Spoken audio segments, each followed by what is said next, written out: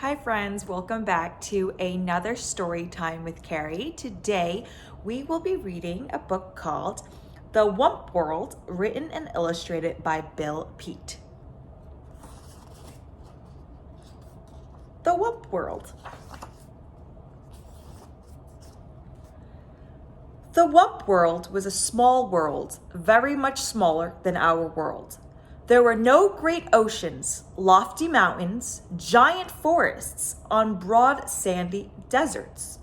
The WUMP world was mostly grassy meadows and clumps of leafy green trees with a few winding rivers and lakes. But it was perfect for the WUMPs, who were the only creatures living there.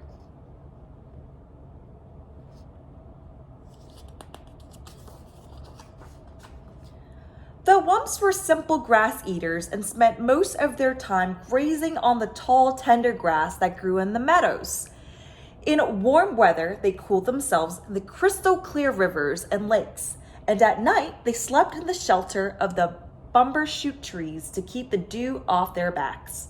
Since the WUMPs had no enemies, they wandered around just as they pleased with nothing whatever to worry about.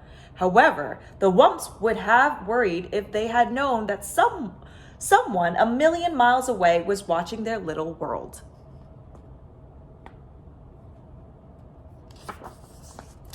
One morning, the WUMPs were awakened by a far-off humming sound. It seemed to be coming from somewhere above, and as the humming grew into a heavy roar, the sleepy-eyed WUMPs crept through the trees for a peek at the sky. Zooming straight for the earth came a great flock of pot-bellied monsters with tails and fins, spitting fire and shooting out streaks of black smoke.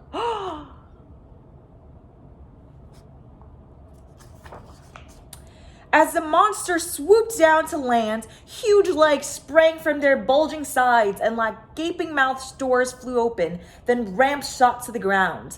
And down the ramps came a horde of tiny creatures swarming out onto the meadow. These were the pollutants from the planet Pollutus. They had left their worn-out old planet to start a new life in a new world. After such a long journey, the pollutants were overjoyed to find themselves on solid ground once more.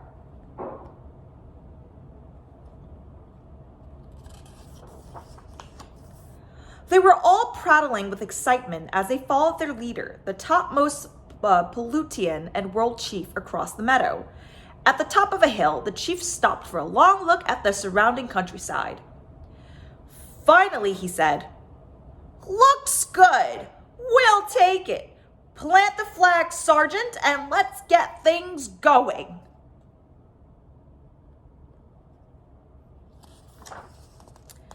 One shrill trumpet blast brought giant machines thundering out of the yawning spaceships, rolling down runways and out onto the meadow. The timid WUMPs had been watching warily from the shelter of the trees, and at the sight of the giant machines, they were horrified.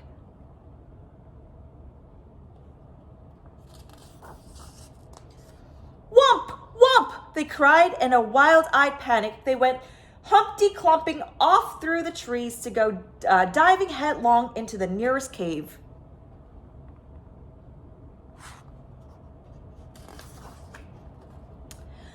Then down they tumbled head over heels through a twisting tunnel to end up huddled together in dark caverns, while the earth-shaking machines rumbled and roared high above.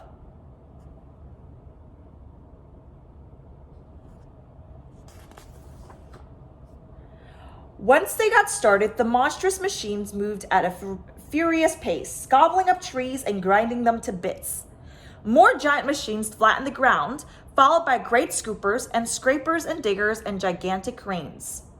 Soon the entire WUMP world was overrun.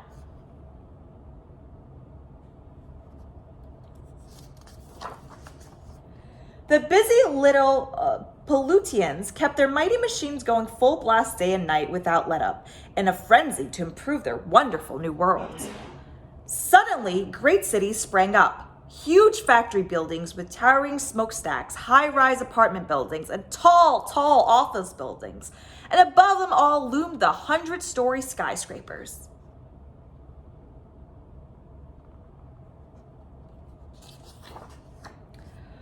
Along with the buildings came a tangle of streets and freeways with on-ramps and off-ramps, overpasses and underpasses, jammed with trucks and buses and cars of all sizes rushing pell-mell in every direction.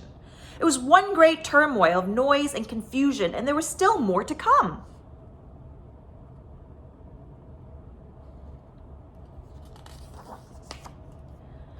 Meanwhile, the poor WUMPs remained underground, wandering aimlessly through the caverns, feeding on the fuzzy green moss growing on the ledges and the mushrooms clustered in the crannies, and sipping the sweet water from pools fed by underground springs.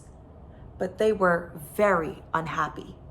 For all they knew, they might have to spend the rest of their days down there. The WUMPs didn't dare venture up to the surface, not even for a peek. They were much too frightened by the endless rumblings and roarings and loud screechings coming from above, and it was growing noisier by the day.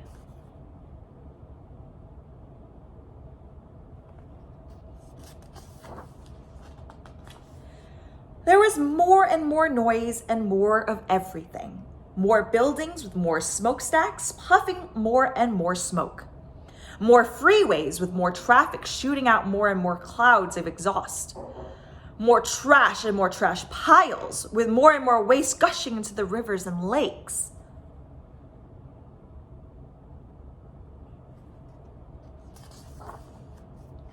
Pretty soon, the cities were so clouded by the factory smoke and the fumes from the freeways, the pollutians could barely breathe.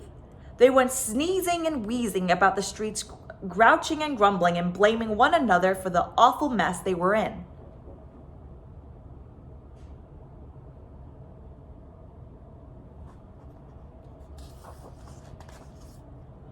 One day, an angry crowd gathered outside the World Tower, building demanding to see the World Chief.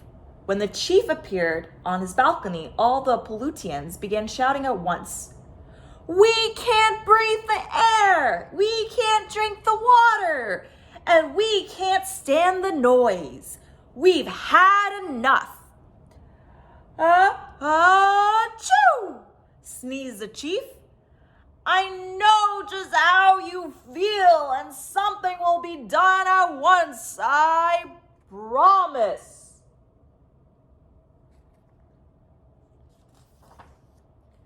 With no time to lose, the chief called for a meeting with his 3 top outer spacemen. "Gentlemen," he said, "this world of ours has gone sour. We've got to get out of here quick. But first, we must find a new world, a better one. That's your job, men, so get going." "Righto, Chief," barked the men, and within 15 minutes, they were at the spaceport aboard their spaceships.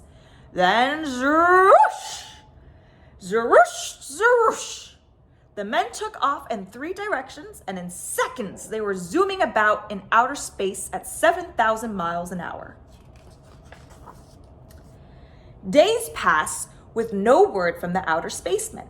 After waiting a week, the world chief flew into a rage. "Blast it all!" he bellowed. "What's keeping those blithering bubbleheads?" Then one Monday morning, out of the dark, smudgy sky, swooshed one of the spaceships. As the ship touched down, the man hopped out shouting, "I've done it! I've done it! I've done it! I found a new world, a bigger and better world." "Nice going, lad," cried the world chief, and the crowd gathered at the spaceport gave their hero one great rousing cheer, which ended in a fit of sneezing.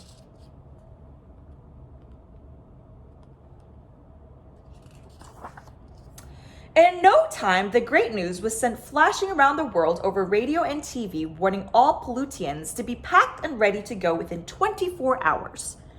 At dawn the next day, the entire population swarmed into the Space Center and crowded aboard the giant spaceships.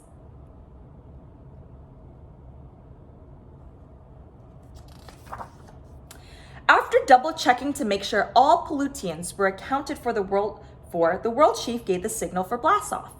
With a thunderous roar, the giant ship shot off the ground. Kazoom!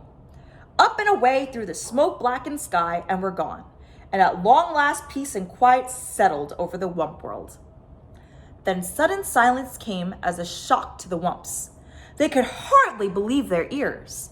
Still, they wanted to take no chances, and so they remained in their caverns with ears cocked for the slightest sound.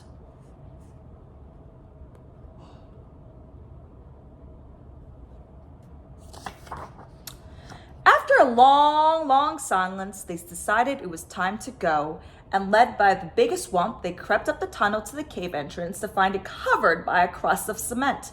With one powerful push of his snout, the biggest WUMP bumped his way through. Then one by one, the WUMPs waddled out onto a freeway and gaped in a wide-eyed amazement. They had feared something awful was happening to their world, but this was much more than they could have ever imagined. They were staggered by the size of the huge buildings with walls and walls of windows looming up on every side. And the broad layers of hard, flat crust covering the earth, which felt strangely cold to their feet. There was no sign of any tree or tuft of grass. Even the sky was gone, and the WUMPs wondered if there was anything left for them. At least they must find out. They wandered the freeways for miles only to find more and more buildings with endless heaps of wreckage and rubble. For all they could see, their world was completely ruined. Footsore and weary, the WUMPs were about to give up and head back for their cave when the biggest WUMP let out a joyful WUMP!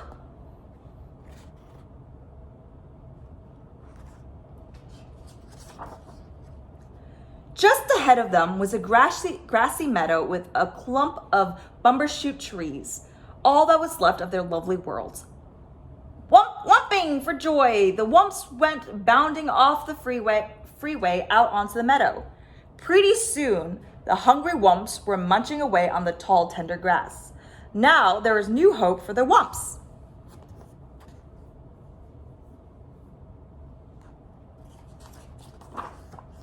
In time, the murky skies would clear up and the rains would wash the scum from the rivers and lakes. The tall buildings would come tumbling down and the freeways would crumble away. And in time, the green growth would wind its way up through the rubble. But the WUMP world would never be quite the same. The end, and that was it for today's story time. Stay tuned for our next story.